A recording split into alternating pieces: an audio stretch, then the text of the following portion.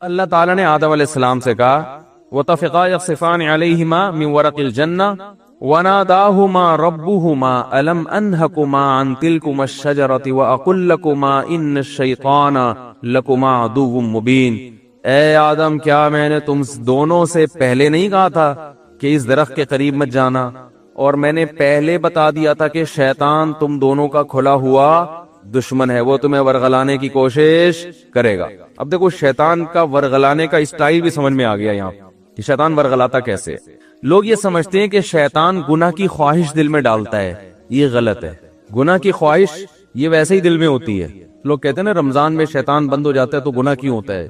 تو گناہ کی جو خواہش ہے نا، یہ شیطان، بڑی پیاری بات کی ہے علماء نے کہ شیطان کو اللہ نے حکم دیا تھا آدم علیہ السلام کو سجدہ کرو، شیطان نے نہیں کیا، تو شیطان کو کس شیطان نے ورغلایا تھا؟ کیا ہو گیا بھائی؟ شیطان کو کسی شیطان نے بولا تھا کہ سجدہ نہیں کرو، یہ مٹی سے بنا اور تمہاری ویلیو گر جائے گی، تم آگ سے بنے ہوئے تم مٹی کو سجدہ کرو گے تو تمہاری ویلیو ختم ہو جائے گی۔ یہ پٹیاں کس نے بنائی تھی؟ کوئی اور شیطان تھوڑی تھا۔ شیطان کی اپنے ذات میں حسد اور جیلسی۔ تو انسان دو وجہ سے گناہ کرتا ہے، ایک تو یہ کہ اس کے دل میں خواہشات پوری کرنے کی چاہت اللہ نے ویسے ہی رکھی ہے۔ بھائی فرشتوں میں خواہشات ہوتی ہیں؟ نہیں ہوتی۔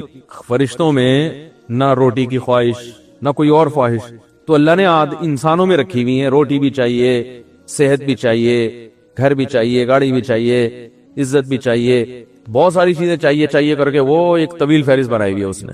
سر پہ بال بھی چاہیے، یہ بھی ضروری ہے۔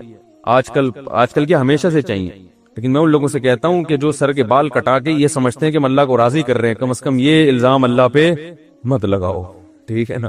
بال کٹائیں، بعض لوگوں پہ ٹرین اچھی لگتی ہے لیکن اس کو سنت نہ سمجھیں۔ تو انسان کی طبیعت ایسی ہے کہ وہ خواہشات کی طرف مائل ہوتا ہے، اس کی فطرت ہے، وہ تو شیطان نہ بھی کہے تو مائل ہوتا ہے۔ دیکھو جب روزہ رکھتے ہیں تو ہمارا پانی پینے کا دل چاہتا ہے کہ نہیں چاہتا ہے پیاس میں؟ تو یہ شیطان سمجھا رہا ہے کہ پانی پیو؟ بولے نا بھائی، وہ تو میڈیکل سائنس یہی کہتی ہے کہ جب پیاس لگے گی تو پانی پینے کا دل چاہے گا، تبھی تو روزے کا ثواب ملے گا۔ بھوک لگے گی تو روٹی کھانے کا دل چاہے گا۔ ہاں، اب مسلمان یہ دیکھتا ہے بھائی اللہ کی طرف سے اجازت ہے تو کھا لو، اجازت نہیں ہے تو نہیں کھاؤ۔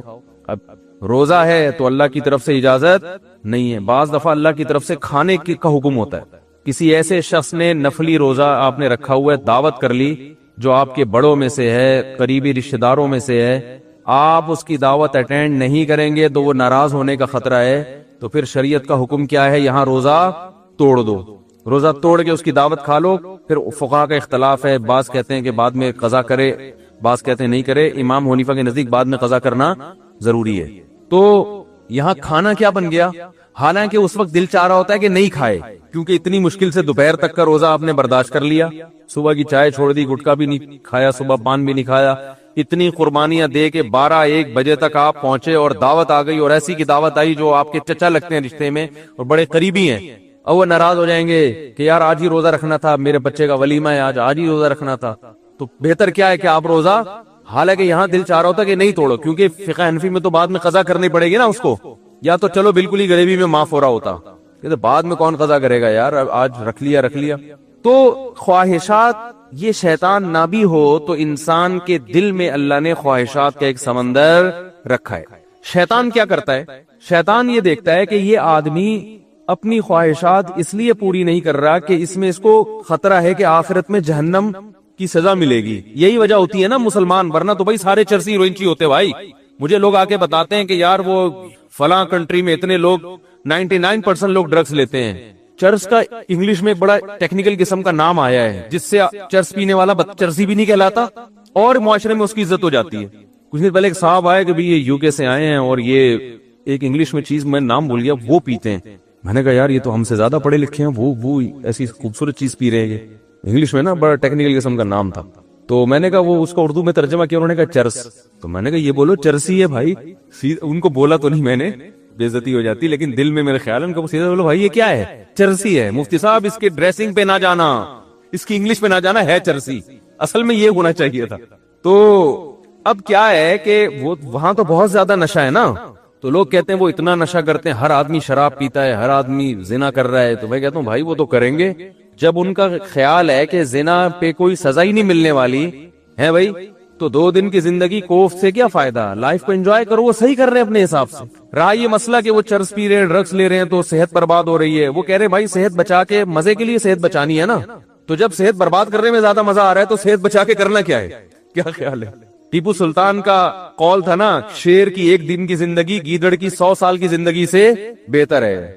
تو یہ چرسیوں کی نظر میں یہ قول کا مطلب یوں ہے کہ ہیروئنچی کی 4 दिन کی زندگی بغیر ہیروئنچیوں کی 4000 سال کی زندگی سے بہتر ہے. وہ کہہ رہے ہیں ہیروئن پی کے جو 4 दिन میں جو مزہ آتا ہے وہ تمہاری بغیر جو ہیروئن کی زندگی ہے وہ 60-70 سال میں کیا ہے یار, یہ کوئی زندگی ہے؟ تو اس کا یہ نظریہ بن چکا ہوتا ہے. تو جب وہ اس کو کوئی آخرت کا خوف ہی نہیں ہے, اللہ کے سامنے جواب دہی کا وہ خوف ہی نہیں ہے, تو وہ جو چاہے کرے. بھائی مسلمان کیا کرتا ہے کہ جب گناہ کی طرف اس کی طبیعت مائل ہوتی ہے, جو ہر ایک کی مائل ہوتی ہے, علماء کی بھی ہوتی ہے, بزرگوں کی بھی ہوتی ہے, عامی آدمی کی بھی ہوتی ہے, یہ تو انسان کی نیچر ہے. بھائی بھوک لگی ہوگی تو روزے میں دل شدید بھوک لگ رہی ہے آپ کو. دیکھو جب رمضان گرمیوں کا روزہ ہو اور دسترخوان پہ بیٹھے ہوئے ہوں, سامنے چاٹ اور پتہ نہیں کیا کیا چیزیں مزے کی رکھی ہوئی ہوتی ہیں, تو مفتی صاحب بھی ٹائم دیکھ رہے ہوتے ہیں نا جلدی جلدی, یار کتنا ٹائم رہ گیا, کیا خیال ہے؟ تو پتہ چلتا بھائی اس کا بھی دل چاہ رہا ہے. تو بزرگ بیٹھے ہوں گے وہ بھی بار بار دیکھ رہے ہوں گے, اذان کی طرف توجہ ہوگی کہ یار کب سائرن بجے گا یا کب اذان ہوگی.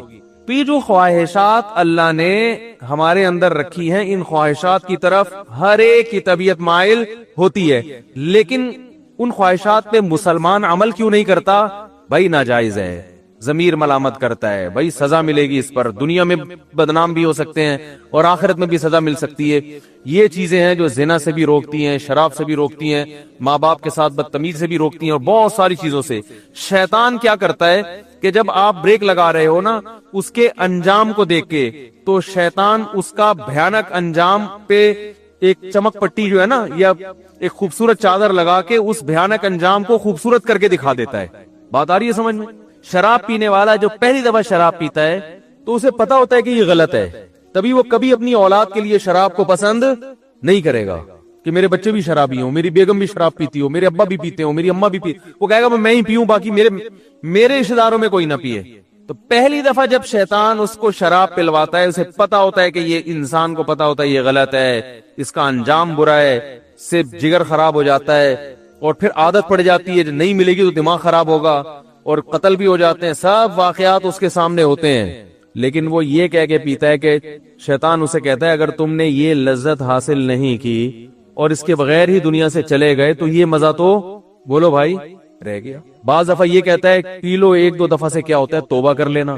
بعض دفعہ یہ کہتا ہے تمہاری ٹینشنیں اتنی ہیں کہ شراب کا جو نقصان ہے وہ نقصان اتنا زیادہ نہیں ہے جتنا یہ ٹینشن تمہیں نقصان دے رہی ہے, تو علاج کے طور پر پی لو, یہ ٹینشن تو ختم ہوگی نا. بھائی لوگوں کو غم ہوتا ہے نا, اسٹریس میں آتے ہیں, کوئی بھاگ گئی, کوئی منگنی ٹوٹ گئی, کئی جاب لیس ہو گئے, درجنوں قسم کے مسائل دنیا میں لوگوں کے ساتھ چل رہے ہیں. تو اب وہ اسٹریس ہوتی ہے, ٹینشن وہ چائے سے ختم نہیں ہوتی, وہ کافی سے ختم نہیں ہو رہی, تو کہتے ہیں یار تھوڑا سا پی لیتے ہیں, دماغ کیا ہو جائے گا ریلیکس, وہ ٹینشن بھول جائیں گے. تو یہ شیطان یہ کیا کرتا ہے, وَزَيَّنَ لَهُمُ الشَّيْطَانُ أَعْمَالَهُمْ, شیطان قرآن کہتا ہے کہ شیطان کسی برائی میں جو بدبو ہے نا اور جو گندگی ہے اس کو ہٹا کے اس کو مزین کر دیتا ہے. زینت کسے کہتے ہیں؟ زینت کہتے ہیں نا کوئی مزین کا مطلب یہ نہیں کہ یہ چیز واقعی اچھی ہے یا نہیں ہے, میک اپ اچھا ہے, اس کو زینت کہتے ہیں. بھائی زینت اوپر کی چیز ہے نا, خواتین جو بیوٹی پارلر میں جا کے بنتی ہیں تو کیا اندر سے تھوڑی چینج ہو جاتی ہیں؟ جو بدصورت ہے وہ بدصورت ہی رہتی ہے, جو خوبصورت ہے وہ خوبصورت, لیکن بدصورت کو ڈسٹیمپر کر کے خوبصورت بنا دیا. دیکھنے میں بیوٹی پارلر والوں کی کوشش ہوتی ہے کہ دیکھنے میں اچھی لگے. دولہا بھی آج کل بیوٹی پارلر جا رہے ہیں, تو اس کا مقصد کیا ہوتا ہے؟ دیکھنے میں کیسا لگے. تو زینت کا تعلق دیکھنے سے ہے کہ دیکھنے والوں کو اچھا لگے, حقیقت میں اندر سے اچھا ہو یا نہ ہو. کیونکہ اندر سے اچھا کرنا اس کے لیے بادام کھانے پڑیں گے روزانہ 1 پاؤ, پستے کھانے پڑیں گے, اور پھر ایکسرسائز, جاگنگ. کہتے ہیں یار 6 سال میں جا کے پھر بھی بد یقین نہیں ہے کہ لگیں گے بھی نہیں لگیں, صحیح ہے نا. تو اس کا طریقہ یہ وقتی طور پہ بادام میں وٹامن ای ہوتا ہے, تو ایسا کو ڈسٹیمپر کر دو جو دیکھنے میں ای نظر آئے, دیکھنے میں لگے بھائی اسکن جو ہے وٹامن ای سے بھری ہوئی ہے. تو وہ وقتی طور پر کام چلایا, اس کے بعد پھر جو ہے شادی مادی ہو گئی, اس کے بعد دوبارہ سے ویسی پرانے جیسے تھے ویسے ہی نکل آئے. تو زینت کا مطلب کیا ہوتا ہے؟ دیکھنے میں اچھا. تو قرآن کے الفاظ دیکھیں, وَزَيَّنَ لَهُمُ الشَّيْطَانُ أَعْمَالَهُمْ, شیطان ان کے برے اعمال کو مزین کر دیتا ہے, یعنی برائی کو برائی سے برائی ختم نہیں کر سکتا، لیکن وہ ایسا بنا دیتا ہے کہ دیکھنے میں وہ برا کیا لگ رہا ہوتا ہے، اچھا لگ رہا ہوتا ہے، دیکھنے میں اچھا لگ رہا ہوتا ہے. غور کرو گے تو نہیں لگے گا. دیکھو جو چیز دیکھنے میں اچھی لگ رہی ہوتی ہے، اگر اس کی گہرائی میں جا کے غور کرو گے تو پھر عقل فیصلہ کرتی ہے حقیقت میں بھی ہے یا نہیں ہے. لیکن شیطان جب دیکھنے میں ایک چیز کو اچھی بنا دیتا ہے نا، تو شہوت پرست لوگ پھر زیادہ ڈیپ میں جا کے غور کرنے کا تکلف نہیں کرتے. وہ کہتے ہیں یار اچھا ہے نا، بس نظر آ رہے ہیں نا، اچھا تو حاصل کر لو اس کو. شراب جیسی بدبودار چیز کو بھی شیطان اچھا بنا کے پیش کر دیتا ہے. کہ شیطان کیا کرتا ہے، عمل کو مزین، برے عمل پہ خوبصورت جیسے کوئی گند پڑا ہوا ہو، اس پہ آپ ایک ریشمی چادر ڈال کے سامنے رکھ دیں تو دیکھنے میں لگے گا بھائی بڑی کوئی مرغوب ڈش ہے. اندر جاؤ گے گھسو گے تو پتا چلے گا گند ہے. تو شیطان بھی پٹیاں پڑھاتا ہے، شرابی کو یہ سکھا دیتا ہے کہ بھائی دیکھو پی لیں گے تھوڑا سا کیا ہوگا، سٹریس ختم ہو جائے گی، ہر وقت کی ٹینشن. تو یہ نہیں پتا بھائی صاحب تو نے جو اتنی ٹینشنیں پالی ہوئی ہیں ان میں سے ایک اور ٹینشن پال رہا ہے تو 10 پہلے تھی، یہ ٹینشن ختم نہیں کرے گی بلکہ ایک اور ٹینشن، اب ایک شراب کی ٹینشن بھی تمہارے ساتھ لگ گئی ہے. پہلے 10 غم تھے، 10 غم میں ایک جاب لیس ہونا، ایک بیگم کا قابو میں نہ آنا اور عاملوں کا پیسے کھا جانا، صحیح ہے نا، گھر میں خون کے چھینٹے نظر آنا، سر پہ بال نہ اگنا، اور چھوٹے بھائی کے ساتھ یہ گھٹنے کا مسئلہ اور بڑے والے کے ساتھ گردے کا مسئلہ اور تمہیں شوگر کا مسئلہ. یہ 10 قسم کی ٹینشنیں اور تھیں جن کو سوچ سوچ کے تم پاگل ہو رہے تھے، محلے میں عزت نہ ہونا. آپ شراب ان ٹینشنوں کو ختم نہیں کرے گی، ایک اور ٹینشن پیدا کر دے گی. وہ ٹینشن یہ کہ اب یہ نہ ملی تو وہ باقی 9 ٹینشنیں بھول جائے گا. تو سب سے بڑی ٹینشن تیری یہ کہ یہ ہر وقت چاہیے تجھے، اور جب پیے گا تو پبلک ٹینشن میں آ جائے گی تیری وجہ سے. کیا خیال ہے؟ بیگم الگ ٹینشن میں، تو اب تو سراپا ٹینشن بننے والا ہے، سر سے پاؤں تک قوم کے لیے ٹینشن. کبھی ڈرائیونگ کے دوران زیادہ پی لی تو بندے مار دیے 2-4. تو بھائی مذہب کا ہونا بہت ضروری ہے. مذہب آپ کو ٹینشنوں سے لڑنے کا حکم دیتا ہے، ٹینشنوں کے سامنے ہتھیار ڈالنے کی اجازت نہیں دیتا، تسلیاں دیتا ہے. خودکشی کرنے والا کو بھی تو شیطان مزین کر دیتا ہے نا. کتنی بڑی برائی ہے، خود بھی مر رہے ہو، لوگوں کو بھی ٹینشن میں ڈال رہے ہو، لیکن خودکشی کرنے والے کے اس برائی کو شیطان مزین کر دیتا ہے کہ بھائی مر جاؤ گے تو ٹینشن ختم. حالانکہ ٹینشن تو بڑھے گی، مرنے کے بعد ختم تھوڑی ہوگی، اللہ کے سامنے حساب دینا پڑے گا.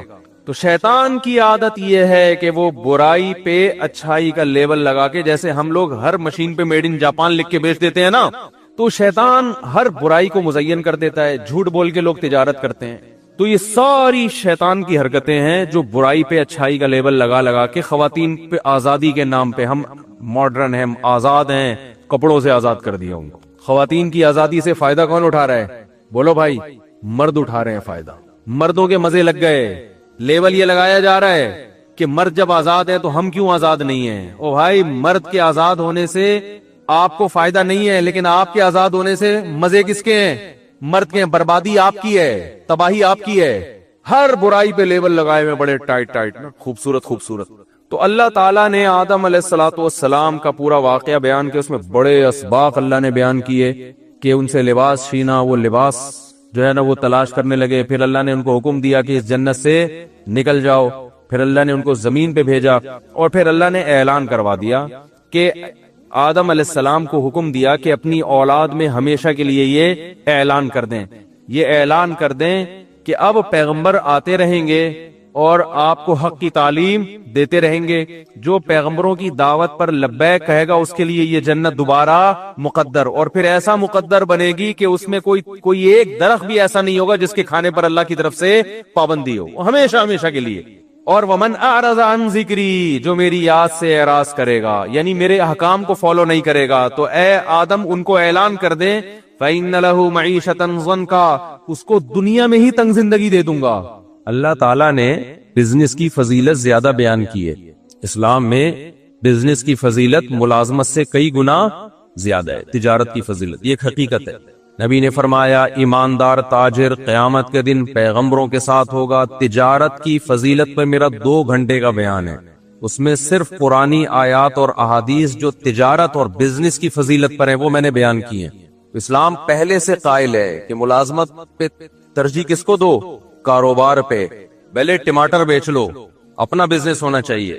اس کے تو علماء پہلے سے قائل ہے لیکن ہر شخص اس میں کامیاب نہیں ہوگا، کیونکہ بزنس کو رن کرنے کے لیے بھی آپ کو ملازم چاہیے. سارے ہی بزنس کریں گے تو آپ کا بزنس چلے گا کہاں؟ کتنی ایک کامن سینس کی بات ہے یا نہیں ہے؟ آپ نے فیکٹری لگا لی، بہت بڑا بزنس کر رہے ہیں، تو اس کے لیے بھی تو ملازمین چاہیے آپ کو، چوکیدار بھی چاہیے آپ کو اس کے لیے. اب آپ چوکیداروں کو گالیاں دینا شروع کر دو، آپ کمپنی کے جو امپلائیز ہیں ان کو گالیاں دینا شروع کر دو، تو یہ تو اس کی علامت ہے کہ بالکل سینس لیس باتیں کر رہے ہو آپ. قرآن نے یہ مسئلہ حل کر دیا. اللہ فرماتے ہیں کسی کو بہت پیسہ دوں گا، کسی کو غریب رکھوں گا. لِيَتَّخِذَ بَعْضُهُمْ بَعْضًا سُخْرِيًّا سورہ زخرف میں، تاکہ بعض کو ملازم بنا کے رکھیں. اس سے پتہ چلتا ہے کہ ساری دنیا نہیں پیسہ کما سکتی، اللہ کا نظام ہے، کوشش کے باوجود نہیں کما پائے گی. تو اس میں پھر یہ ہے کہ مالدار اللہ کا شکر ادا کرے، غریبوں کا خیال کرے، اور غریب اللہ کی تقدیر پہ صبر کرے. ہاں، وہ غریب جو اپنی حماقتوں کی وجہ سے، سستی کاہلی کی وجہ سے غریب ہو، وہ تو شریعت کی نظر میں بھی برا ہے. خیر، تو ایک ٹینشن وہ ہے. اب میں مثالوں سے بات سمجھا رہا تھا. اب دیکھو، شیطان کو ٹھیک ٹھاک ٹینشن ہوئی تھی، اسٹریس میں گیا تھا. اللہ میاں نے کہا آدم کو سجدہ کرو. اتنی ٹینشن ہوئی ہے شیطان کو کہ اس زمانے میں اگر کوئی نفسیاتی ڈاکٹر ہوتے جنات میں یا کوئی چڑیلوں میں، تو شیطان سب سے پہلے ان کی کلینک میں جاتا، کہتا ہے کوئی نیند کی بہت ہی پاورفل قسم کی گولیاں مجھے چاہیے. اللہ میاں نے ایسا آرڈر کر دیا ہے جو میرے لیے عمل کرنا بالکل بھی پاسبل نہیں، میرے درجے کو گھٹایا جا رہا ہے. سوچو، اب اتنی ٹینشن، جب اتنی ڈپریشن میں گیا، اتنی تکلیف میں گیا، تو شیطان کے تو سارے گناہ جھڑ جانے چاہیے. کیا خیال ہے بھائی؟ ٹینشن سے گناہ معاف ہوتے ہیں، ایک کانٹے سے معاف ہوتے ہیں. شیطان کو تو پورے چھرے گھونپ دیے تھے کسی نے گویا. دل پہ آرے چلے ہیں شیطان کے، کہتے ہیں نا میرے دل پہ آرے چلے ہیں، اتنا غم پہنچا ہے. لوگ کہتے ہیں نا یہ اسی وقت ہوتا ہے جب آپ کی والی کہیں اور شادی کر لے. پھر دل پہ کیا چلتے ہیں؟ ماں ناراض ہو جائے، آج تک نہیں میں نے دیکھا کسی نوجوان کے دل پہ آرے چلے ہوں، ڈپریشن میں گیا ہو. باپ ناراض ہو جائے، میں نے نہیں سنا کوئی نوجوان کے دل پہ آرے چل گئے کہ آج میرے ابا ناراض ہو گئے. آرے جب ہی چلتے ہیں، ہونی آپ کی تھی، ہو اس کی گئی. اس کے بچے آپ کو ماموں کہنا شروع کر دے. پھر دل پہ کیا چلتے ہیں؟ آرے. تو شیطان کے دل پہ کیا چل رہے تھے بھائی؟ آرے چل رہے تھے. کوئی کاٹ رہا تھا اس کو. کتنا غم، کتنا غم، کتنا غم. اس غم میں پہلی بات، شیطان کو ثواب نہیں مل رہا تھا اور گناہ مل رہا تھا، ایک بات. نمبر دو، اس غم میں شیطان کو نہ صرف یہ کہ ثواب نہیں مل رہا تھا بلکہ گناہ مل رہا تھا. دوسرا نقصان اس ٹینشن کا، یہ میں اس ٹینشن کے نقصانات بتا رہا ہوں جو غلط ہوتی ہے، جو ہونی نہیں چاہیے. موقع شکر کا ہو اور آپ جا کس میں رہے ہو؟ ٹینشن میں. پھر میں بتاؤں گا آج بھی یہی ہو رہا ہے مارکیٹ میں جو آج ٹینشن چل رہی ہے نا، وہ یہی والی چل رہی ہے. اور اس میں پھر وہی کچھ ہو رہا ہے جو شیطان کر رہا تھا، کیونکہ اس ٹینشن کے سائیڈ ایفیکٹ بہت زیادہ ہیں، جو بنائی بھی ٹینشن ہوتی ہے. تو پہلا کام، شیطان کو اس ٹینشن میں ثواب نہیں مل رہا تھا. دوسری بات، چلو ثواب نہ ملے، گناہ بھی تو نہ ملے، بلکہ الٹا کیا مل رہا تھا؟ گناہ مل رہا تھا. تیسری بات، اس ٹینشن میں فیصلے صحیح نہیں ہو رہے تھے شیطان سے.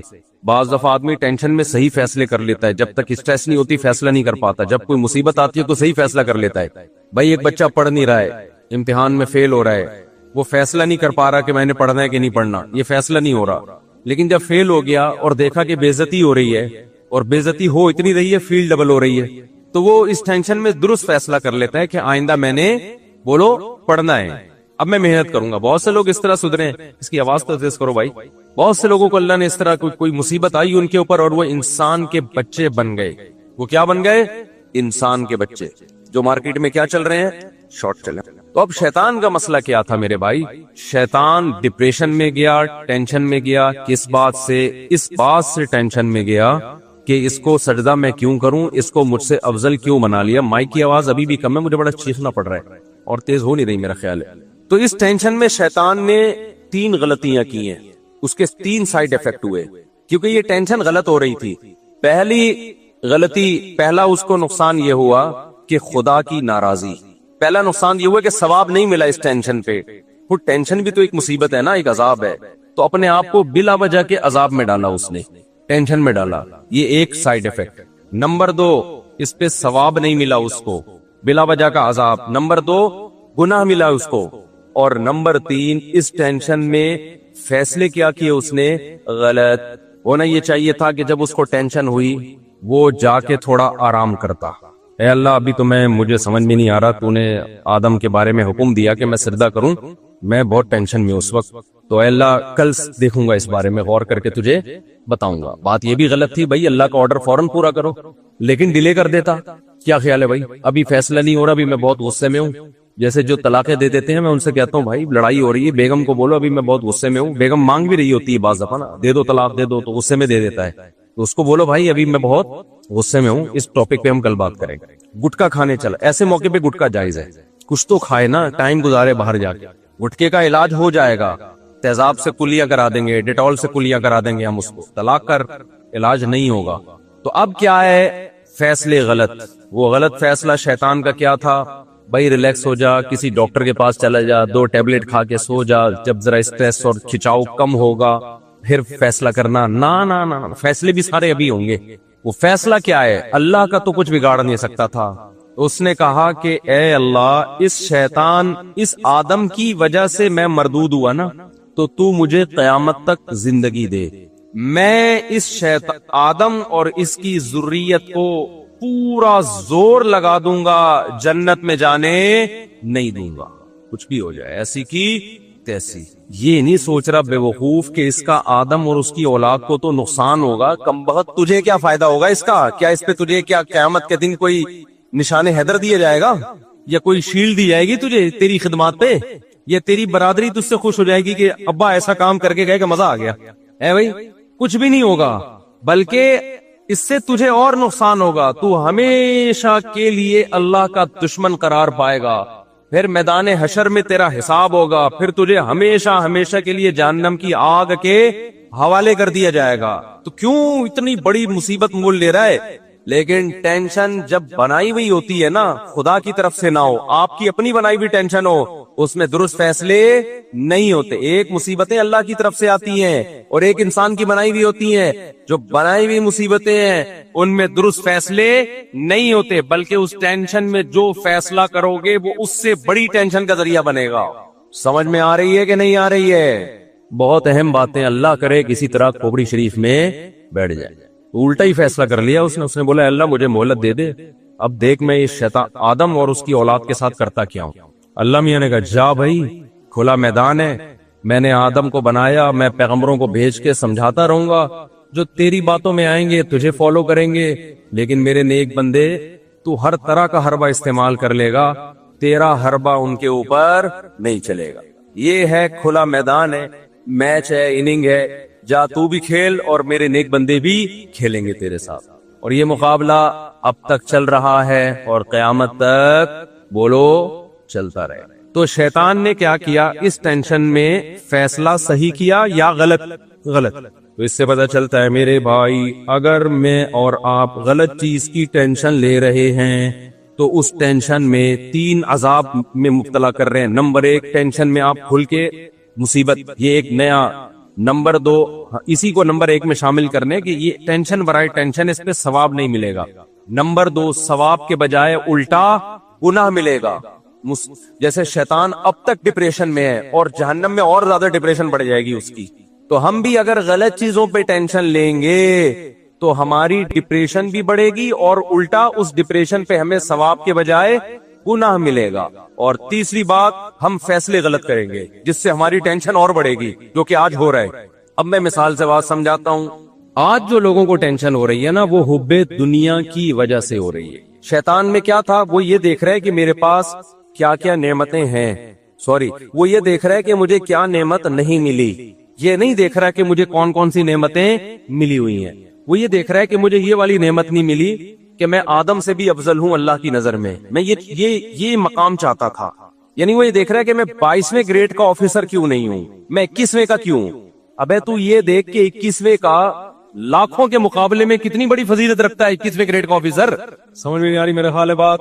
ایک عورت یہ سوچ رہی ہے کہ میں مرد کیوں نہیں ہوں، مجھے اللہ نے عورت کیوں بنایا. وہ یہ نہیں دیکھ رہی کہ اللہ مجھے گدھا گھوڑا حیوان بھی بنا سکتا تھا، مجھے انسان بنا دیا اس نے. ایک آدمی یہ دیکھ رہا ہے کہ میں 17واں گریڈ کا آفیسر کیوں نہیں ہوں. وہ یہ نہیں دیکھ رہا کہ مجھ سے ماتحت کتنے لوگ ہیں جن پر اللہ نے مجھے فضیلت دی ہے، وہ بھی تو اللہ کی دی ہوئی فضیلت ہے. ایک آدمی یہ دیکھ رہا ہے کہ میری صحت، وہ جو کیا ہے آرنلڈ ہے، کیا نام ہے اس کا جو باڈی بلڈر، میری صحت آرنلڈ جیسی کیوں نہیں ہے؟ وہ یہ نہیں دیکھ رہا کہ تو ہسپتال میں جا، ٹی بی کے اور کینسر کے مریض نظر آئیں گے، تو شکر ادا کر کے تو دوڑ رہا ہے، چل رہا ہے، بھاگ رہا ہے، تجھے اللہ نے ان لاکھوں لوگوں پہ فضیلت دی ہے، تو مقابلہ کر رہا ہے آرنلڈ سے۔ ہر آدمی اپنے آپ کو اپنے سے بڑے سے کمپیئر کر رہا ہے، حالانکہ اس سے چھوٹے لاکھوں نہیں ہیں، کروڑوں ہیں جن پر اللہ نے اس کو فضیلت دی ہے۔ یہ کمبخت اس پہ رو رہا ہے کہ میرا ذاتی گھر کیوں نہیں ہے۔ تجھے یہ نہیں پتا کہ بہت سے لوگ کرائے پہ بھی نہیں رہتے، جاؤ چھپڑوں میں جا کے، روڈوں پہ جا کے دیکھو، پڑے ہوئے ہیں۔ یہ ناشکری ہے، یہ ایسے ہے کہ شکر کا موقع تھا اور ٹینشن لے رہا ہے۔ اس کا مطلب زیرو سے بھی ٹیمپریچر نیچے گرا ہوا ہے اور اس کو گرمی لگ رہی ہے، اس کو ہیٹر لگانا تھا اور یہ ایئر کنڈیشن کی باتیں کر رہا ہے۔ سمجھ میں آ رہی ہے کہ نہیں آ رہی ہے؟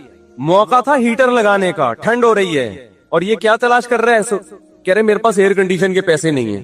او بھائی تو ہیٹر نہیں، استری جلا کے گرمی حاصل کر لے، اے سی کی باتیں مت کر تو۔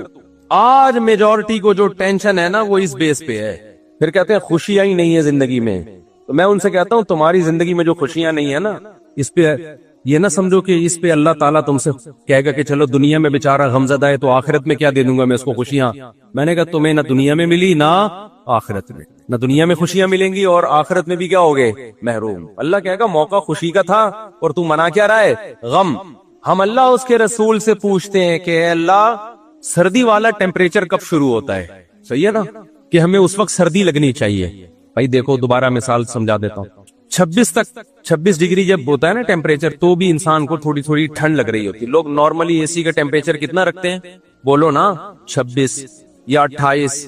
بہت کوئی سائبیریا سے آیا تو 18 پہ لے آئے گا۔ ایسے بھی میں نے دیکھے ہیں لوگ ہماری گاڑی میں بیٹھے 18 پہ کر کے چلا رہے ہیں، یہ نہیں دیکھ رہے کہ میں ٹھٹر گیا، میں وہیں کا وہیں، میں اتر ہی نہیں پا رہا گاڑی سے، جم گیا۔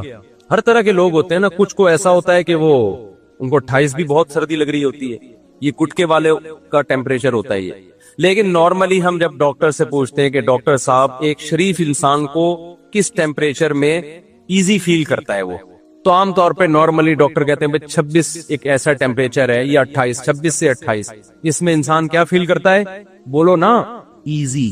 اب اس میں اگر کوئی ایزی فیل نہیں کر رہا تو اس کا مطلب اس کی باڈی میں کوئی فالٹ ہے۔ مثال کے طور پر اس کو بخار ہو رہا ہے بہت تیز، تو اس کو تو ہو سکتا ہے 30 میں بھی سردی لگ رہی ہو، 30 ٹیمپریچر سردی لگ رہی ہے، تو یہ اے سی کا یا ٹیمپریچر کا فالٹ نہیں ہے، یہ اس کا بولو اپنا فالٹ ہے۔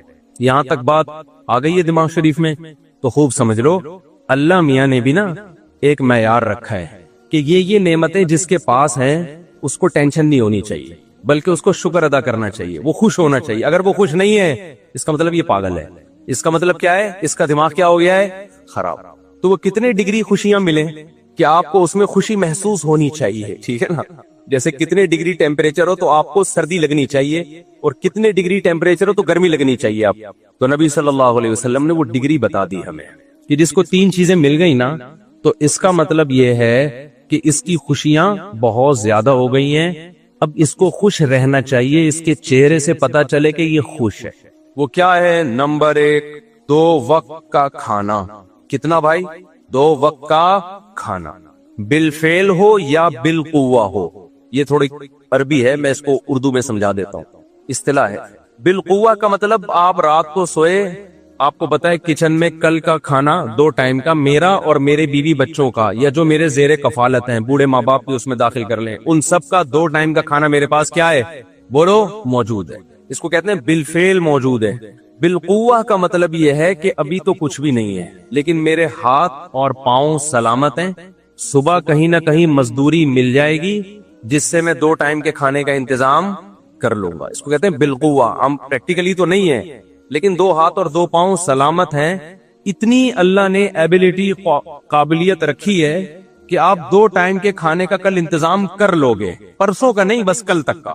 اس کے بعد اگر کھانے کی ٹینشن لے رہے ہو، ڈپریشن میں جا رہے ہو، تو یہ آپ کا اپنا، بولو ابے بولتے کیوں نہیں، یہ آپ کا اپنا فالٹ ہے۔ آگے جب جو کچھ ہے نا وہ غریبیاں ہیں، بینک میں 1 کروڑ روپے رکھے ہوئے 1 سال کے لیے، 10 کروڑ روپے پڑے ہوئے ہیں بحریہ ٹاؤن میں، یہ غریبی ہیں، غریبیاں۔ ہوٹل میں جب آپ جاتے ہو تو قیمت پلیٹ کی دیتے ہو، غریبی ایک احسان ہوتا ہے ہوٹل والے کی طرف سے، دے دے ٹھیک ہے، نہیں دے تو ٹینشن نہیں لیتا انسان، لے رہا ہے تو اس کا مطلب ندیدہ ہے، ہوس کا مریض ہے۔ اور کچھ لوگ غریبی پہلے منگواتے ہیں، 8-10 غریبیوں کے بعد کھانا منگوا رہے ہوں گے وہ۔ جیسے ایک آدمی ہوٹل میں گیا نا کہ وہ روٹی کتنے کی؟ اس نے کہا 20 روپے کی. اچھا بھائی سالن کتنے کا؟ پتہ نہیں روٹی سالن کتنے کا؟ جی اتنے کا. اور رائتا اس نے کہا رائتا فری ہے. تو کہا 10 رائتے لے آؤ خالی.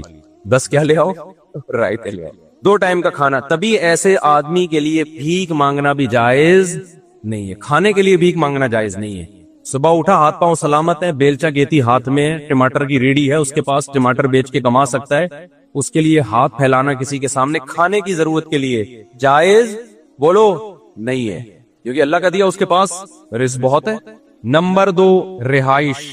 رہائش میں یہ ہے کہ ایسا رات گزارنے کے لیے گھر میسر ہو جائے جہاں وہ سکون کی نیند خود بھی سو سکے اور اس کے بیوی بچے اور جو اس کی زیر کفالت ہیں وہ بھی عزت کے ساتھ 4 دیواری میں بولو سو سکے, چاہے اپنا ہو, چاہے کرائے پر ہو, چاہے کسی نے زکات میں دیا ہو. سمجھتے ہو کہ نہیں سمجھتے؟ اب گھر کی بنیادی ضرورت کیا ہو گئی؟ جیسے پرندے کا گھونسلہ ہوتا ہے نا, پرندوں کا گھونسلہ ہوتا ہے, اس میں وہ طوفان سے آندھی سے بچنے کا انتظام ہوتا ہے, تو ایسا انتظام ہو گھر کے اندر. آج کل تو پیسہ لگا کے لوگ اپنے گھروں کو بگاڑتے ہیں, چاروں طرف سے پیک گھر, نہ کوئی کھلا صحن ہے, نہ کوئی ہوا ہے, نہ کوئی کچی جگہ ہے جہاں انسان کوئی پودے شودے لگا لے, بس پورا پیک کر دیا اس کو کروڑوں روپے لگا کے, بیڑا ہی غرق کر دیا. بس اس پہ لوگ خوش ہوتے ہیں, اندر سے لوگ آئیں گے یار کیا زبردست, اس سے تو وہ گاؤں کا گھر چھپڑا اچھا ہے میرے بھائی, مجھے تو چھپڑوں میں جا کے سکون ملتا ہے گاؤں دیہاتوں میں, وہ زیادہ اچھے چھپڑے جہاں منجی ڈال کے بیٹھ جاؤ, نیچے سے بھی ہوا لگے گی آپ کو. منجی میں یہی فائدہ ہوتا ہے, ہوا نیچے سے بھی لگتی ہے, بیڈ میں ایک طرف سے ہوا لگے گی آپ. اچھا خیر یہ پھر زیادہ اوپر کے لیول کی باتیں ہو جائیں گی. تو گھر کا انتظام. تیسرا انتظام, جسم کسی بڑی بیماری سے محفوظ. لباس بھی داخل ہے اس میں, نان نفقے میں لباس کا بھی انتظام ہو کہ آدمی سطر چھپا سکے, پراپر ڈریس ہو, عزت کے ساتھ کہیں آ جا سکے. اور چوتھی چیز ہے جسم کسی بڑی بیماری سے محفوظ. یہ چھوٹی موٹی چھینکیں, نزلہ زکام, کھانسی, میرے ہر طرح کے لوگوں سے واسطہ ہوتا ہے نا. آخان کے بہت سینئر ڈاکٹر سے میری سفر میں ملاقات ہوئی, تو میں نے کہا نزلہ زکام کھانسی, انہوں نے کہا WHO کی طرف سے نا ایسا آدمی جو چھینکتا ہے, کھانستا ہے, نزلہ ہو جاتا ہے سال میں 1 دفعہ, اس کا شمار بیمار لوگوں میں بولو نہیں ہو, بلکہ جس کو کبھی بھی نزلہ نہیں ہوتا وہ بیمار ہے. کمال کی بات ہے یا نہیں؟ انہوں نے کہا جو وائرل پھیلتے ہیں نا, جو وائرس پھیلتے ہیں نا, جو وائرل بیماریاں نہیں ہوتی کہ ابھی یہ چل رہا ہے تو وہ چل رہا ہے تو فلانا, آج کل کراچی میں آنکھیں آئی ہوئی ہیں نا, تو یہ وائرل بیماریوں میں بیمار ہونا زیادہ بہتر ہے. اس سے آپ کا امیون سسٹم کیا ہوتا ہے, بڑھتا ہے, اور یہ اپنا ٹائم پورا کر کے نکل لیتی ہیں.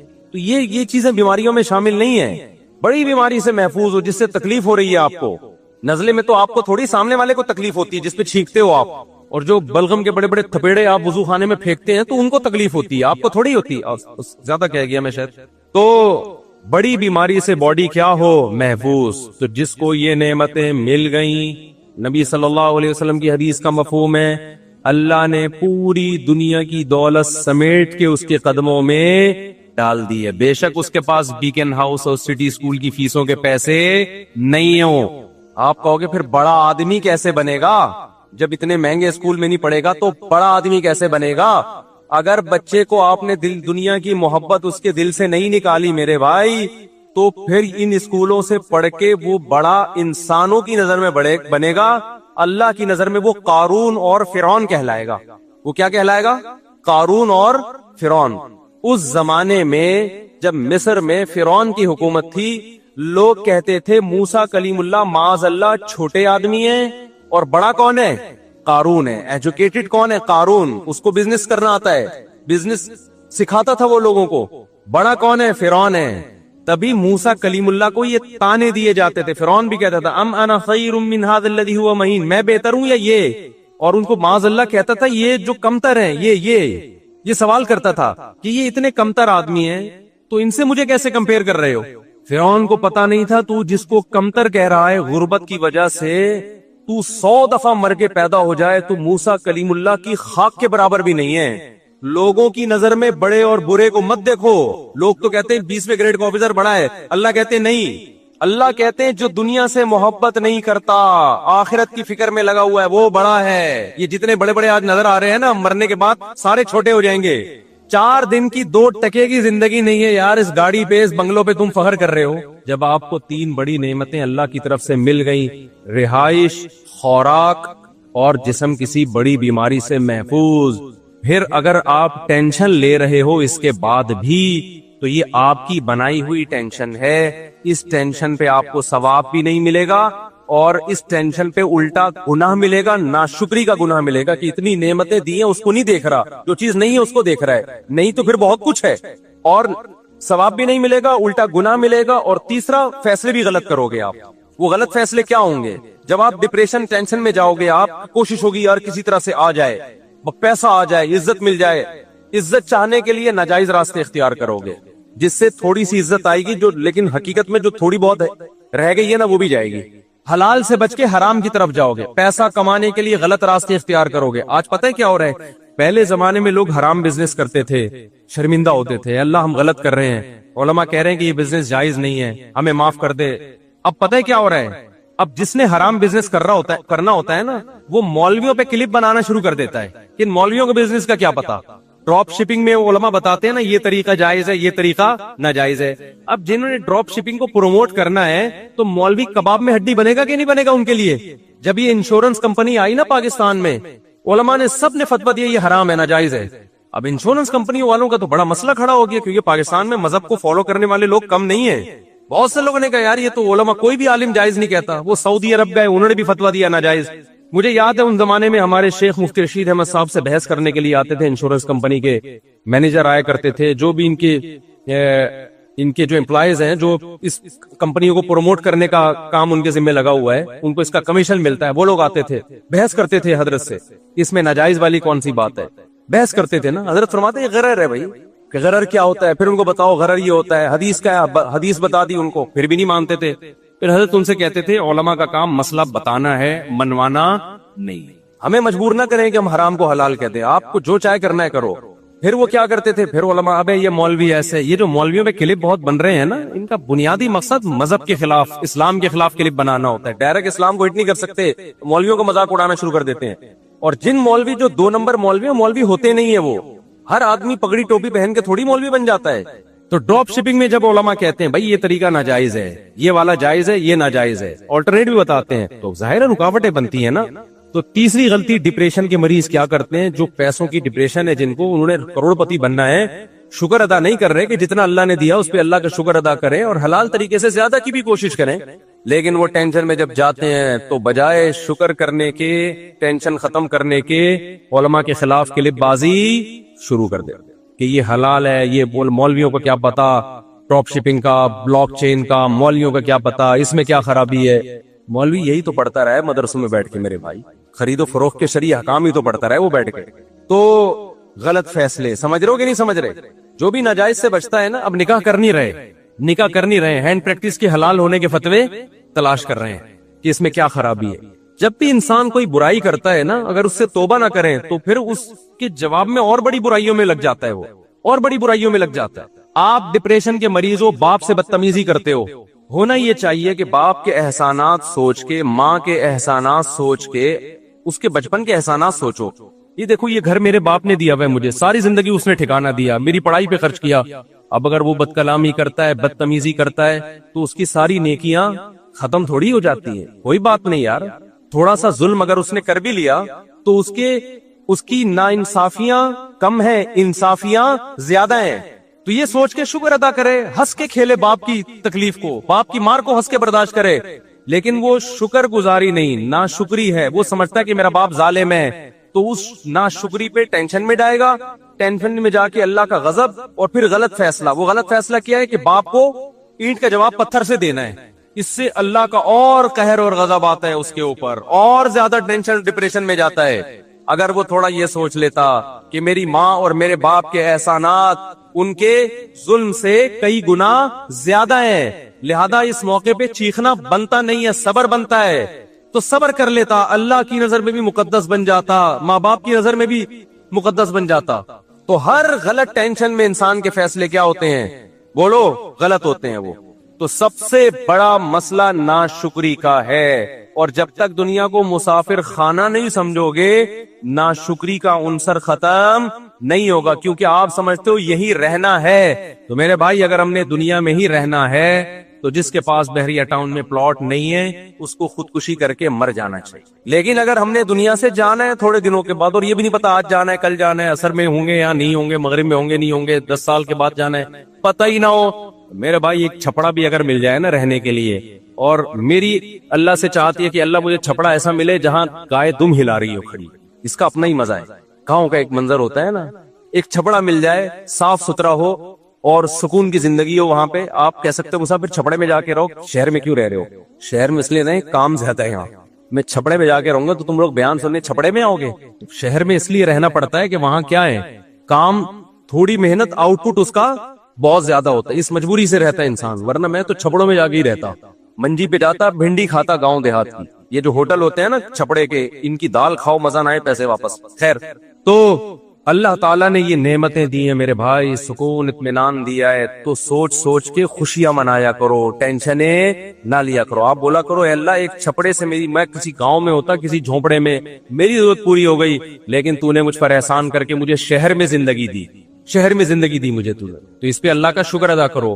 اے اللہ لوگوں کے پاس رہنے کو گھر نہیں ہے, فٹ پاتھ پہ سوتے ہیں, تو نے مجھے کرائے پہ گھر دے دیا, کرایہ دینے کی طاقت مجھ میں رکھ دی ہے. اے اللہ بجلی کا بل اتنا زیادہ آیا کہ الیکٹرک والے بل کاٹ کے چلے گئے.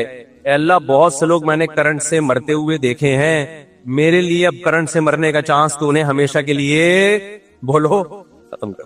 یہ تو خیر ایک مزاح کر رہا ہوں, کوئی بات نہیں, بجلی کاٹ کے چلے گئے ٹینشن نہیں لینی بھائی, سو جاؤ ایسی, تھوڑے دن تک نیند نہیں آئے گی پھر عادی ہو جاؤ. گاؤں دیہاتوں میں نے بہت لوگ دیکھے جو وداؤٹ بجلی جی جی اچھا ستمبر میں کم آیا ہے, یہ تو خوشی سے پاگل ہو جاؤ. پاکستانی تاریخ میں پہلی دفعہ ایسا ہوا ہے کہ ریٹ بڑھ کے دوبارہ, ڈالر اب کم ہو رہا ہے نا, ڈالر تھوڑا سا کم ہوا ہے نا, کچھ اسمگلنگ کو روکا ہے کچھ, تو کتنی خوشی کی بات ہے یار. ٹینشنوں پہ ٹینشن لے رہے ہیں, خوشی کی بات پہ خوشی نہیں لیتے لوگ. میں یہ نہیں کہہ رہا حکمرانوں کے خلاف احتجاج نہیں کرو, وہ تو کرو, لیکن میرے بھائی اللہ کے خلاف احتجاج نہ کرو. انہیں جب ٹینشن میں آتے ہو تو اللہ کو غصہ آتا ہے کہ ساری خوشیاں میں نے دی ہوئی ہیں اور تو پھر بھی ڈپریشن میں جا رہا ہے, تو یہ کام مت کیا کرو. اللہ تعالیٰ سمجھنے کی عمل کی توفیق عطا فرمائے. جو مولوی ٹائپ کے لوگ ہوتے ہیں ان کا شیطان مولوی ٹائپ کا ہوتا ہے, جو مولوی ہوتے ہیں ان کا شیطان مولوی ہوتا ہے, جو مولوی ٹائپ کے ہوتے ہیں وہ بھی مولوی ٹائپ کا. جو شیطان اتنا ماہر ہے وہ ہر ایک کو ہر فیلڈ کا ماہر ہوتا ہے شیطان, اس کو پتا ہے اس بندے کو میں نے کہاں کیسے گمراہ کرنا ہے. آپ کو پتا ہے یہ جو عیسائیوں میں شرک آیا یہ شیطان لے کر آیا نا, تو کیا شیطان نے عیسائیوں کو عیسیٰ علیہ السلام کے خلاف بغاوت پہ وقت اکسایا تھا کیا؟ مذہب سے دور ہٹایا ان کو؟ نہ نہ نہ. وہ جانتا تھا کہ یہ لوگ عیسیٰ ابن مریم کے اتنے معجزے دیکھ چکے ہیں, اتنے کہ یہ اب عیسیٰ ابن مریم سے دور ہونے والے نہیں ہیں. ان کو آپ کے نبی ہونے پر اتنا یقین ہے کہ میں اگر ان کو یہ وسوسے ڈالوں گا کہ وہ نبی نہیں تھے تو ٹائم ویسٹنگ کے علاوہ کچھ بھی حاصل نہیں ہوگا. ٹائم ویسٹنگ ہے. یہودی کو اس نے یہ ورغلا دیا کہ یہ نبی نہیں ہے, شیطان نے جو ہے نا ورغلا دیا. عیسائیوں کو نہیں ورغلا, وہ تو صبح شام عیسیٰ ابن مریم کے معجزے دیکھ رہے تھے. اتنے معجزے, بغیر باپ کے پیدا ہونا, پھر ماں کی گود میں گواہی دینا کہ میں اللہ کا پیغمبر ہوں, ایک خدا کی عبادت کرو. پھر اس نے سوچا کہ اس قوم کو میں شرک پہ لے کر آؤں. اس نے کہا ان میں شرک لانے کا طریقہ یہ کہ بت پرست بنا دوں میں ان کو. اس نے کہا, شیطان نے بولا یہ بھی پاسبل نہیں ہے. وہ عیسائیوں کو جانتا تھا عیسیٰ ابن مریم توحید پر اتنا کچھ کہہ کے چلے گئے ہیں کہ بت پرستی اس قوم میں کبھی بھی نہیں آ سکتی. اگر میں ان کو بتوں کی عبادت پہ لاؤں گا تو ٹائم ویسٹنگ کے علاوہ کچھ بھی حاصل نہیں ہوگا. بہت امپورٹنٹ بات ہے, آج بھی یہی ہو رہا ہے, شیطان یہی کر رہا ہے. شیطان کو بہت بڑی فلم ایسے ہی تھوڑی کھا جاتا ہے. تو اس کو پتا تھا کہ یار ان میں بت پرستی نہیں آ سکتی, بت پرستی نہیں آ سکتی. شیطان نے بولا کہ اگر میں ان کو سب کو زانی بنانا چاہوں گا یہ بھی پاسبل نہیں ہے, کیونکہ یہ زنا کے خلاف ہے. مذہبی لوگ ہیں نا, یہ نہیں 2-4 لوگ زنا کر لیں گے, سارے تھوڑی زانی بن سکتے ہیں. شیطان نے کیا کیا, شیطان نے کہا ان کے اندر جو سب سے بڑی خوبی ہے نا وہ یہ کہ عیسیٰ ابن مریم سے یہ ٹوٹ کے محبت کرتے ہیں. اس محبت میں یہ کمپرومائز کرنے کے لیے تیار نہیں. یہ خوبی, اسی خوبی کو ان کی سب سے بڑی خامی بنا دو, اسی خوبی کو ان کی سب سے بڑی خامی بنا دو. حضرت عیسیٰ کے نام پہ سیرت کے جلسے کرواؤ. وہ جلسے بھی ٹھیک ہیں بھائی, حضرت عیسیٰ کی سیرت بیان ہوگی, خطیب آئیں گے, تقریریں ہوں گی, مقابلہ ہوگا کہ کون عیسیٰ کی شان کو کتنا اونچا بیان کرتا ہے. خطابت میں تو یہی ہوتا ہے نا, ایک خطیب یہ بیان کر رہا ہے کہ عیسیٰ ابن مریم اللہ کے بندے تھے, نہ مختار کل تھے, نہ حاضر ناظر تھے, نہ مشکل کشا تھے, بس اللہ کے بہت محبوب تھے. اس کی تقریر اتنی ہٹ نہیں ہوگی. اس کی زیادہ ہٹ ہوگی جو کہ عیسیٰ ابن مریم بغیر باپ کے پیدا ہوئے، سارے پیغمبر باپ کے ذریعے پیدا ہوتے ہیں، یہ بغیر باپ کے ہوئے، کچھ تو ہے ان میں، انسان تو باپ کے بغیر پیدا نہیں ہو سکتا، انسان تو مردوں کو زندہ نہیں کر سکتا، انسان تو جو پیدائشی نابینا ہو ان کی کوئی بینائی نہیں لوٹا سکتا، اتنے سارے کام عیسیٰ کر رہے ہیں اور باپ بھی نہیں ہے، اس کا مطلب خدا ان کا باپ، معاذ اللہ، نقل کفر نباشت، ان کا باپ کون ہے؟ معاذ اللہ خدا ہے۔ اب سوال پیدا ہوتا ہے، عیسائیوں نے اپنے خطیبوں سے پوچھا کہ باپ خدا تو جن نہیں سکتا کسی کو، تو انہوں نے کہا نہیں، ہم نہیں کہہ رہے کہ خدا نے ان کو جنا ہے، خدا کے جسم کا ٹکڑا نہیں ہے، بس باپ ہے اللہ۔ اچھا مجازن باپ ہوگا، جیسے کسی بڑے کو بھی آپ مجازن باپ کہہ دیتے ہو، حقیقتاً نہیں ہے، اور بیٹا ان کو مجازن کہہ دو، جیسے ہم کہتے ہیں نا باپ کو بھی آدمی بیٹا کہہ دیتا ہے بعض دفعہ، صحیح ہے، بیٹا کیا کر رہے ہو، یا کسی دوست کو بیٹا کہہ دیتا ہے، یا کسی بھی چھوٹے آدمی کو بیٹا کہہ دیتا ہے محبت میں، حالانکہ وہ بیٹا نہیں ہوتا، تو مجازن کہہ دیا ہوگا بیٹا۔ تو اگر ہم مجازن مانتے ہیں تو پھر تو مجازن کسی بھی پیغمبر کو کہہ دو بیٹا، تو عیسیٰ کی کیا خصوصیت ہے؟ انہوں نے کہا نہیں، مجازن نہیں ہے، حقیقتاً بیٹا، لیکن اللہ کی ذات سے نکلا نہیں ہے، جب نکلا بھی نہیں ہے تو پھر کیسے؟ ہمیں نہیں پتا، وہ ہے تقریر میں آپ جیت گئے، بہرحال سمجھ رہے ہو کہ نہیں سمجھ رہے بھائی؟ تقریر میں تو آپ کیا ہو گئے، اور ان کو پھر تورات کی ایسی آیتیں بھی مل گئیں، کیونکہ جب آپ کوئی فاسد نظریہ فرض کرتے ہو تو آپ کو اپنے مطلب کے دلائل ہر جگہ سے مل جاتے ہیں، یہ بھی ہے۔ جیسے ہمارے پروفیسر غامدی صاحب، وہ جو مرضی پھینک دیں، کہیں نہ کہیں سے آیتیں نکال کے لے آتے ہیں، وہ کچھ بھی کہتے ہیں کہیں نہ کہیں سے مل جاتی ہے، تو ہر ایک کے ساتھ ہے، آپ کو اقوال مل جائیں گے، آپ کوئی بھی قول لے لو، کہیں نہ کہیں کسی تابعی کا ضعیف قول حاشیے میں لکھا ہوا آپ کو مل جائے گا۔ تو گمراہ لوگ یہی کچھ کر رہے ہوتے ہیں، بھائی اس قول کو کسی نے حیثیت نہیں دی، اس کی کوئی ویلیو نہیں ہے۔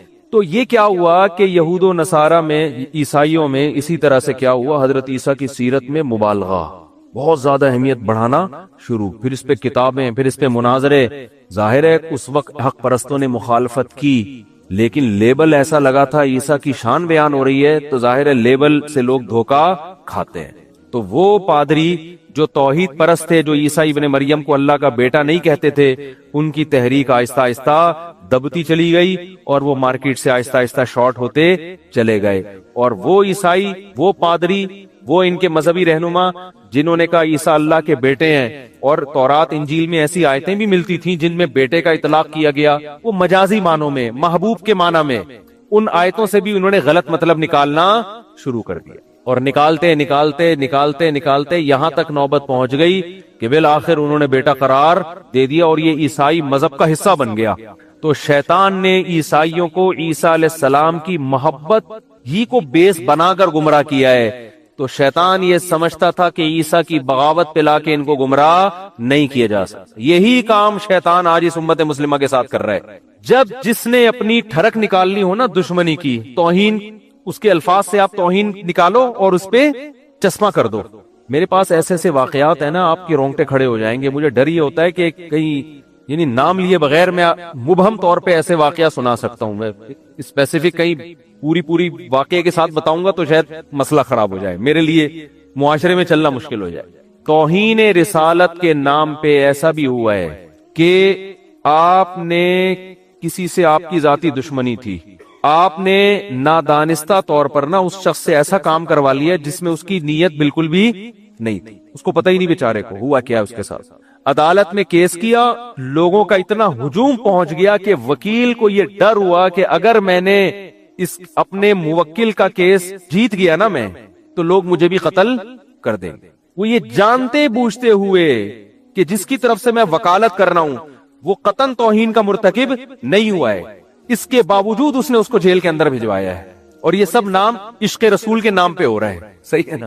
میں مانتا ہوں کہ توہین رسالت یا توہین اہل بیت یہ بہت بڑا جرم ہے، اس پہ قانون بالکل صحیح ہے۔ توہین رسالت کے مرتکب کی جو سزا پاکستان کے قانون میں لکھی ہے بالکل ٹھیک ہے، لیکن بہت سے لوگ مذہب کا لیبل غلط استعمال کر کے ایسے قوانین کو غلط استعمال کرتے، بہت سارے لوگوں کو بے گناہ، جج تو گواہی دیکھے گا نا، اس کو کیا پتا۔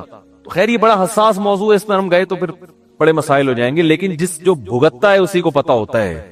لیکن آپ دیکھو جذباتی لوگ، نعرے لگوا لو، دھرنے دلوا لو، کوئی سنجیدگی سے، کوئی ذہن خالی ذہن ہو کر کسی ٹاپک پر سوچنے کے لیے تیار ہوتا ہی نہیں ہے۔ رسول اللہ صلی اللہ علیہ وسلم نے فرمایا ایک صحابی سے کہ تمہارے اندر دو چیزیں ایسی ہیں جو اللہ اور اس کے رسول کو بہت پسند ہیں۔ لوگ اکثر کہتے ہیں نا دیوانگی کہ ہم دیوانے ہیں، اس معاملے میں ہم دیوانے ہیں، ہم نے عقل کو ایک طرف رکھ دیا ہے، ہم بالکل پاگل ہیں، اس پاگل پنے پہ ہمیں کیا ہے خوشی، ہم فخر کرتے ہیں۔ یہ سب قرآن و سنت کے خلاف ہیں۔ اسلام کسی معاملے میں پاگل پنے کو پسند نہیں کرتا، کسی معاملے میں جذباتیت کو پسند نہیں کرتا۔ کیوں؟ نبی صلی اللہ علیہ وسلم نے ایک صحابی سے فرمایا کہ تم میں دو چیزیں ایسی ہیں جو اللہ اس کے رسول کو بہت پسند ہیں۔ حالانکہ نبی نے کسی کے چہرے پر اس کی تعریف کرنے سے منع کیا ہے، لیکن یہاں نبی صحابی کی تعریف کر رہے ہیں ان کے سامنے۔ کیوں؟ اس لیے کہ وہ اتنی قابل تعریف چیزیں ہیں کہ اللہ کے نبی نے عام اصول سے ہٹ کے ان کے چہرے پر ان کی تعریف کی کہ یہ ایسی زبردست کوالٹی ہے۔ جیسے آپ کو پتا ہے نا کہ یار میں اس بندے کی اس کے منہ پہ تعریف کروں گا تو اس کے خطرہ یہ چوڑے میں آ جائے گا اور اس میں کبر پیدا ہوگا، لیکن بعض دفعہ ایسی صفت ہوتی ہے آدمی کہتا ہے یار جو مرضی ہو جائے یہ تو اس کے سامنے بیان کرنی ہے یار ایسی کوالٹی ایسی زبردست۔ یعنی بعض دفعہ آپ کو کسی سے حسد ہوتا ہے، جیلسی ہوتی ہے، لیکن وہ ایسا کام کر لیتا ہے آپ حسد کے باوجود کہتے ہو یار ماننا پڑے گا اس بندے نے کام بڑا خاندانی کیا۔ یہ بندہ جو جہلم گیا نا اور اس نے جو 48 گھنٹے کا ٹائم دیا اور پوری ٹائم دے کے تمیز سے واپس آیا، اگر آپ میں تھوڑی سی سینس ہوگی نا، آپ کو کتنا بھی حسد ہو، آپ کتنے بھی جیلسی ہو، آپ کتنے بھی ہمارے نظریات سے اتفاق نہ کرتے ہو، آپ بولو گے یار کام کیا کر دیا ہے خاندانی، اور سامنے والے کے پاس پنپنے کا کوئی موقع دیا نہیں۔ اب آپ کلپ ریکارڈ کراتے رہو، بیٹھتے رہو، پھینکتے رہو، بیٹھ گئے، پبلک تو اب بھی سن لے گی آپ۔ اب اس کی ایک یہی مثال آ گئی۔ میں اپنی تعریفیں نہیں کرتا الحمدللہ، مجھے شوق نہیں ہے، میں قابل تعریف ہوں بھی نہیں، لیکن یہ ایسا خاندانی کام ہو گیا نا کہ میرا دل کیا یار کوئی کرے نہ کرے ہم خود ہی کر لیں یار۔ میرا اپنا تو اتنا جوش میں آ گیا یار کام ہم نے کیا کر لیا ہے، خاندانی کر لیا۔ حالانکہ میں اپنے کسی کام کو خاندانی نہیں کہتا، ہم تو نالائق، لیکن یہ کام ٹیکٹ ہو گیا تو اتنی تمیز سے گئے ہم